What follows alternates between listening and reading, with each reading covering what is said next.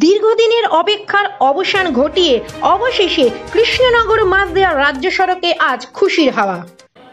Our channel content only for education and information purposes. We do not promote any violence, criminal activity, crime against women, or self-injuries and communal disharmony.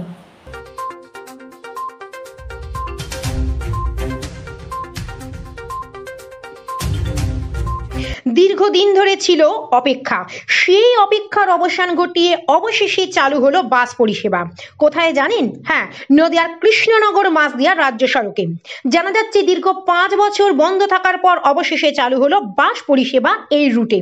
Krishnanagar থেকে মাঝদিয়া পর্যন্ত বাস এসে সেখান থেকে আবার কৃষ্ণনগর বিমুড়ে ফিরে যায়, অথচ আরটিওর নাম নথিভুক্ত রয়েছে যে জায়গায়, সেখানে ভাজনঘাট, বানপুর, গেদে এবং কাদাঘাটার নাম রয়েছে।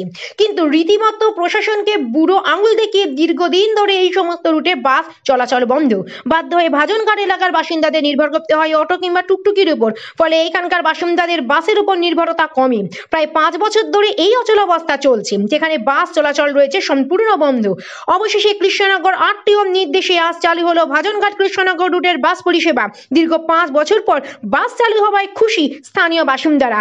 বাস চালু হওয়ায় অল্প পয়সায় যেমন যাত্রীরা পৌঁছে যাবে গন্তব্যস্থলে, তেমনি বাসের ব্যবসায়ীরা লাভবান হবে বলেই মনে করছেন বাস কর্মচারীরাও। এতে আমরা খুশি, যেহেতু অনেক আনন্দের বিষয় থেকে ভাড়াটা কম।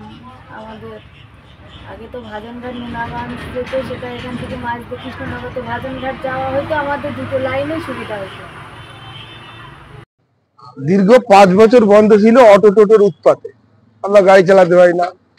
তারপর আজ থেকে চালু হলো, এটা আমরা পরিষেবা দেব, সাধারণ পাবলিকের সুবিধা হবে। আমাদের অনেক কম, আমাদের মাঝদিয়া ভাজনঘাট 10 টাকা, ভাজনঘাট কৃষ্ণনগর 35 টাকা।